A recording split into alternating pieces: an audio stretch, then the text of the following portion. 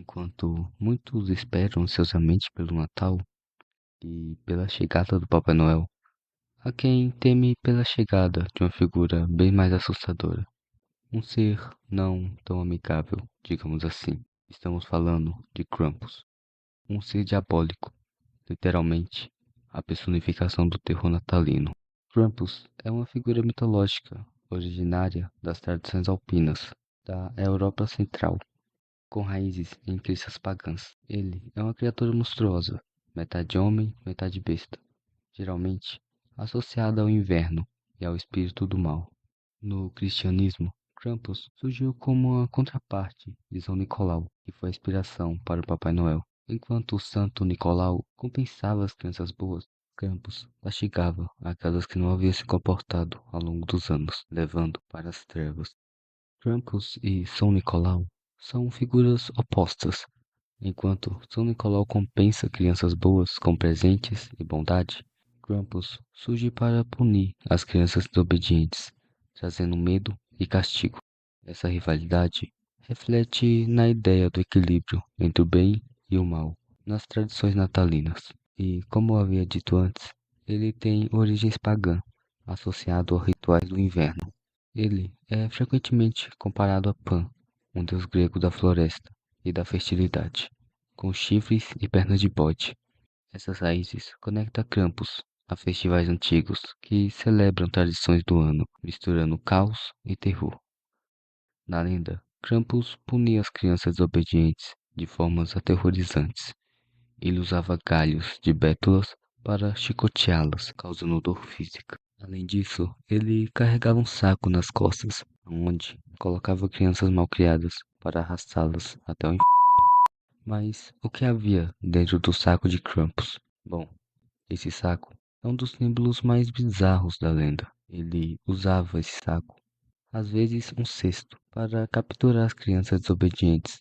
Após pegá-las, surgiam muitas histórias. Algumas dizem que ele levava as pobres crianças para o inferno, aonde eram aprisionadas e sofriam tormentos eternos. Outras versões mais macabras afirmam que Krampus comia as crianças capturadas.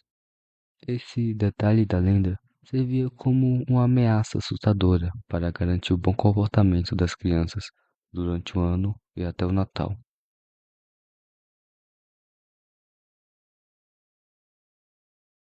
A Krampus Night, ou Noite de Krampus, ocorre tradicionalmente no dia 5 de dezembro, véspera do dia do São Nicolau. É um evento popular na Austrália e nas regiões vizinhas, onde pessoas se fantasiam de Krampus, com máscaras assustadoras, chifres e roupas peludas. Durante o desfile, essas figuras andam nas ruas, segurando gaios de bétulas e sacos, enquanto assustam os espectadores, principalmente as crianças. Essa celebração mistura terror e diversão, mantendo viva a lenda de Krampus. Bom, nos últimos anos, Krampus ganhou popularidade graças à cultura pop e ao interesse pelas suas tradições assustadoras. Filmes como Krampus de 2015 apresentam a lenda ao público moderno, misturando horror e comédia. Além disso, séries e programas de TV frequentemente incluem a referência ao Krampus em episódios temáticos do Natal. A internet também ajudou a espalhar a lenda, seja com memes, festivais fora da Europa ou até mesmo vídeos para o YouTube. Hoje, eventos inspirados no Krampus Night são realizados em países como Estados Unidos e Austrália, mostrando como essa figura sinistra conquistou a mente das pessoas.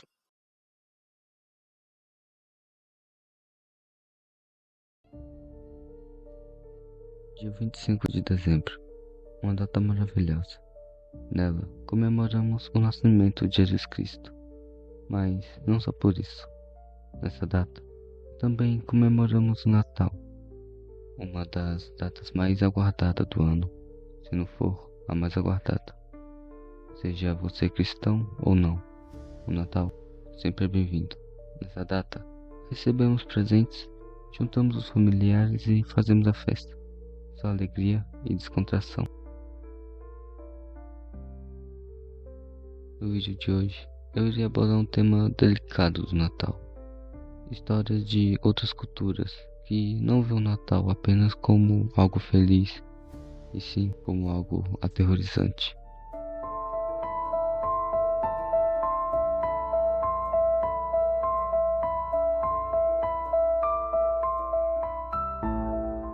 Sejam bem-vindos à parte 2 do especial de Natal.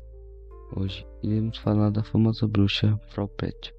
Assim como Krampus, citado no último vídeo, Frau Petia também tem origens alpinas. Essa figura é originária da Áustria e da Alemanha, assim como Krampus. Propósito, no último vídeo eu citei que Krampus era da Austrália, mas na verdade ele é da Áustria. Peço desculpa pelo erro, mas enfim, continuando. Diferente de Krampus, que era um demônio, Frau Petia era vista como uma deusa do inverno, às vezes até mesmo como uma guardiã das tradições natalinas. Mas por que ela está nesse especial, se ela era vista como uma deusa? Bom, assim como Deus, Frau Petia também castigava, mas seus castigos eram diferentes. Frau Petia tinha um papel de julgadora, digamos assim. Ela recompensava os trabalhadores e punia os preguiçosos. Na lenda de Frau Petia, ela recompensava os trabalhadores e premiava aqueles que seguiam as tradições e realizavam suas tarefas com dedicação.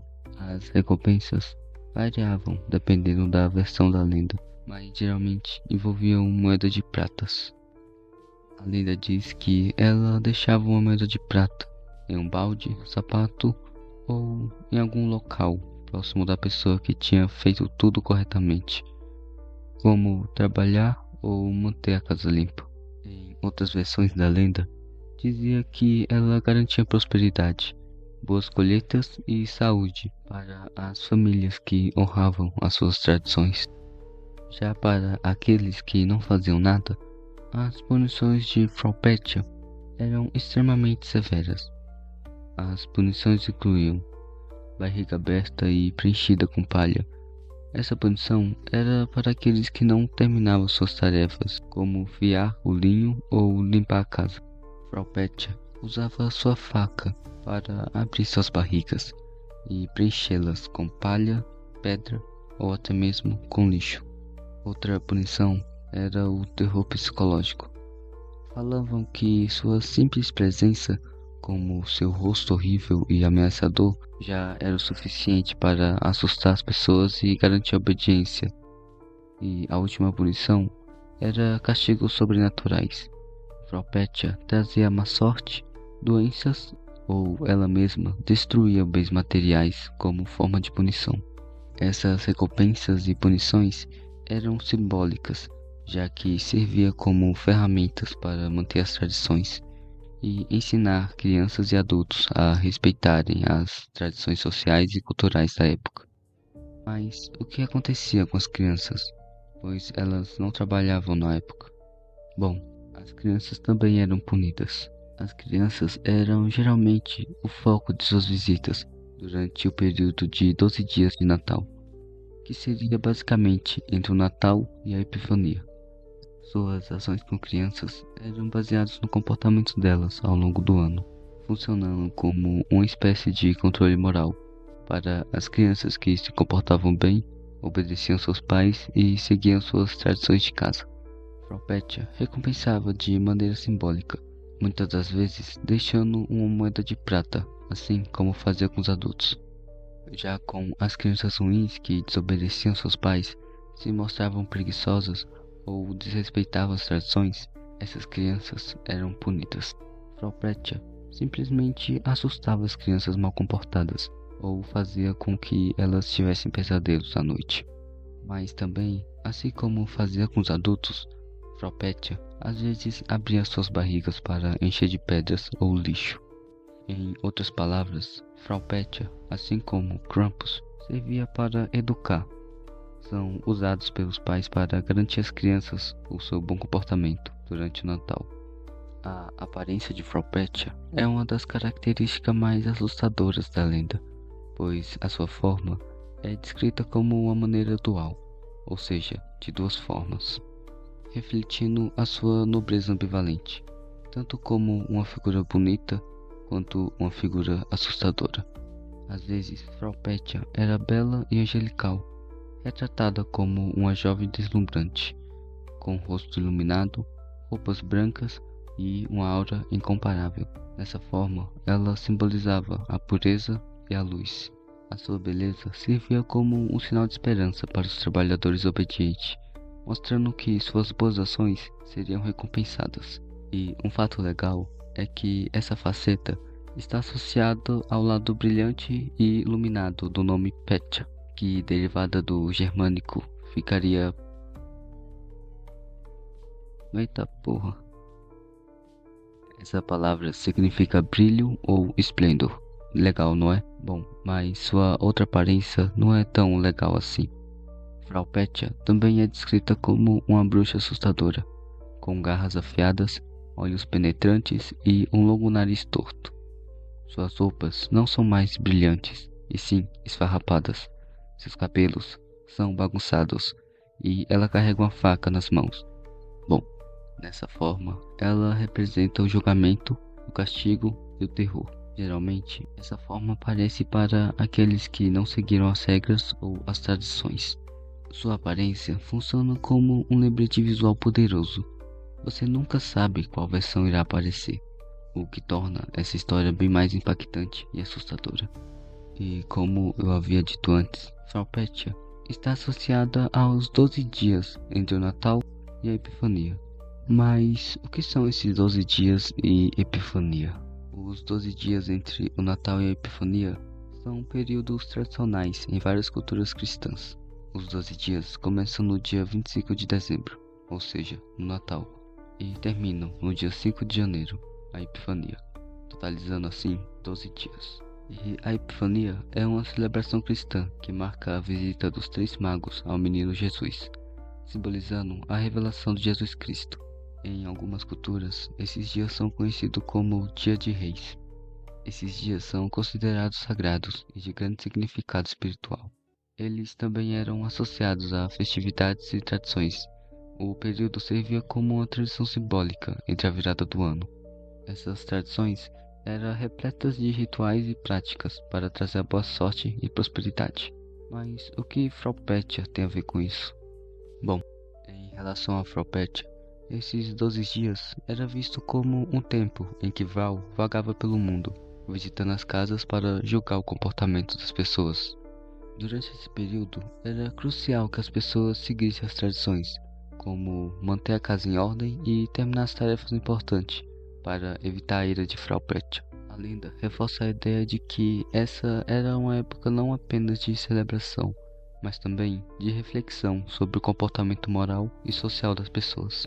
Assim como Krampus, essa figura também influenciou festivais locais como a Pestelaufer, ou Corrida de Pesta. Pessoas se vestem de Frau Petia, assim como na Krampus Night, que as pessoas se vestem de Krampus. Esses desfiles são realizados para afastar o espírito do inverno e trazer boa sorte para o novo ano. Tanto Frau Petia quanto Krampus são retratados com aparências assustadoras. Frau Petia como uma velha horrenda e Krampus como um demônio com chifres. Essas lendas ajudaram a moldar a ideia de que o Natal não é apenas um período de celebração, mas também um período de reflexão sobre as tradições assustadoras. Em tempos modernos, tanto Frau Petia quanto Krampus tornaram-se figuras populares em festivais folclóricos, assim simbolizando o lado obscuro do Natal. Será que essas histórias eram apenas formas de ensinar moralidade ou há algo mais obscuro por trás delas? Cada lugar tem as suas tradições natalinas, seja feliz ou até mesmo assustadoras. E vocês, estão mantendo a casa limpa?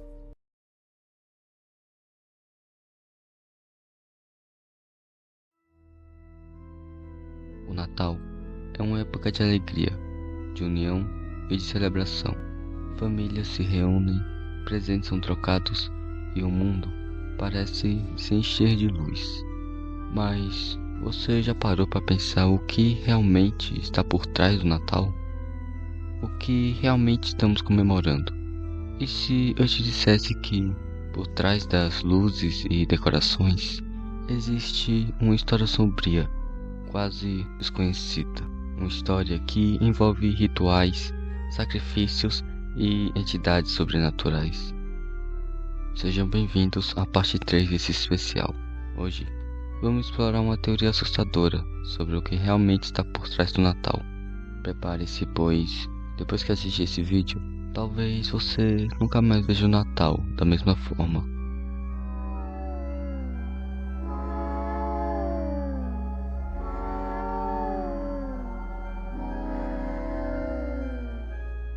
Muito antes do Natal ser associado ao nascimento de Jesus Cristo, ele tinha raízes em festivais pagãos. Um dos mais conhecidos era a Saturnalia, uma celebração realizada na Roma Antiga em homenagem a Saturno, o deus da agricultura e do tempo.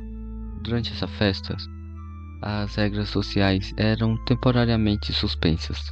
Escravos podiam comandar os seus mestres e festas descontroladas aconteciam. Em alguns casos, sacrifícios humanos eram realizados para garantir a boa colheita nos próximos anos.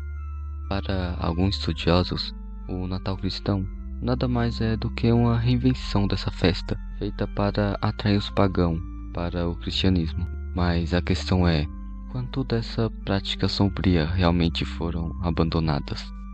A Saturnalia era também um momento de caos e celebração descontrolada. Presentes eram trocados como oferenda a deuses, e acredita-se que muitos desses rituais da época incluíam invocação de entidades espirituais para abençoar o ano seguinte. Quando a igreja começou a consolidar essa influência, ela percebeu que extinguir essas celebrações seria difícil. Assim, decidiu adaptar, e em vez de Saturno, as festas passou a ser sobre Jesus.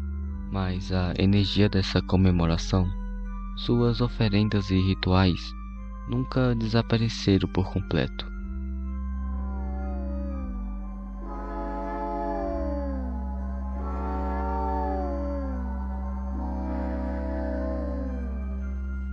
Agora vamos falar sobre o símbolo mais icônico do Natal, a árvore de Natal. Quem poderia imaginar que um simples pinheiro decorado pudesse ter origens tão sinistras? A tradição da árvore decorada remonta às práticas das tribos nórdicas. Essas tribos acreditavam que os pinheiros eram portais para outro mundo, conectando o mundo dos vivos ao mundo dos mortos. Durante o inverno, elas decoravam essas árvores com oferendas para agradar os espíritos que habitavam nos galhos. E não estamos falando de enfeites bonitos como hoje. As decorações incluíam pedaços de carne, ossos e até mesmo parte de corpos humanos. Tudo para garantir que os espíritos os fortalecessem.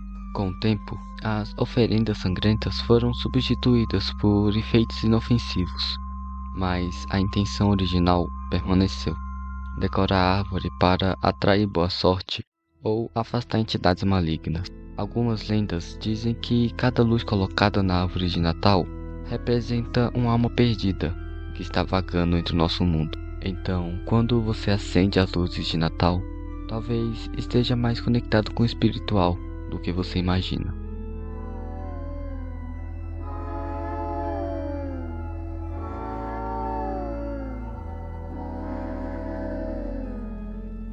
Quem nunca se encantou pela figura do Papai Noel? Um velhinho bondoso que traz presentes para as crianças boas e alegria para os familiares. Mas com tantas outras tradições natalinas, a origem dessa figura é muito mais obscura do que parece. O Papai Noel moderno foi inspirado em São Nicolau, um bispo cristão conhecido por sua bondade.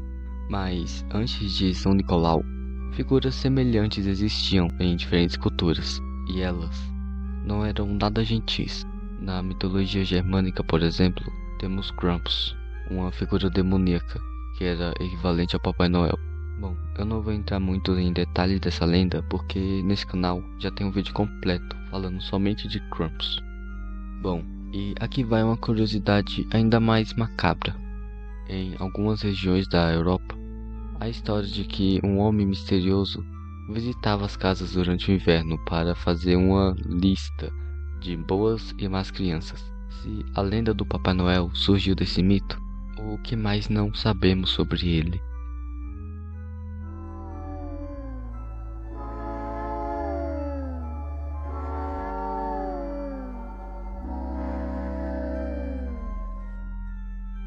Agora imagine o Natal em outra perspectiva. Não como uma celebração com amor e alegria, mas como rituais coletivos. Alguns teóricos sugerem que a troca de presentes, ou banquetes, ou até mesmo as decorações de Natal são na verdade oferendas a entidades sobrenaturais. Essas práticas surgiram como uma forma de garantir a prosperidade e proteger a humanidade de forças malignas. Pense nas luzes piscando.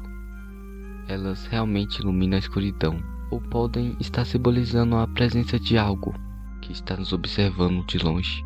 Cada canção natalina que cantamos, especialmente aquelas sobre o Papai Noel ou Noites Silenciosas, poderiam ser uma invocação.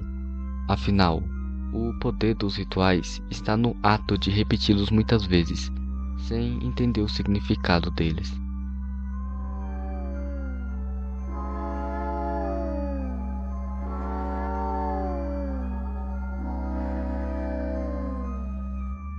E você já parou para pensar no significado dos símbolos de Natal? A estrela no topo da árvore, por exemplo, é amplamente associada à estrela de Belém. Mas em culturas antigas, as estrelas representavam mais do que uma guia divina. Elas eram sinais de invocações, marcando um ponto onde o céu e a terra se conectavam. Mas e os sinos? Hoje são usados em canções alegres, mas no passado eram tocados para afastar espíritos do mal. Cada elemento natalino carrega um significado que não conhecemos ainda. E o peru de Natal? Para muitos, ele simboliza a união, mas para os povos antigos, os banquetes eram oferendas feitas aos deuses. Comer carne durante os rituais era um ato de consagração, e o peru poderia ser uma representação moderna de sacrifícios realizados no passado. Talvez o que consideramos tradição sejam apenas resquícios de rituais. Essa foi a terceira parte do especial. Se você gostou, não se esqueça de se inscrever e deixar o like para ficar por dentro de mais teorias como essas. Até o próximo vídeo.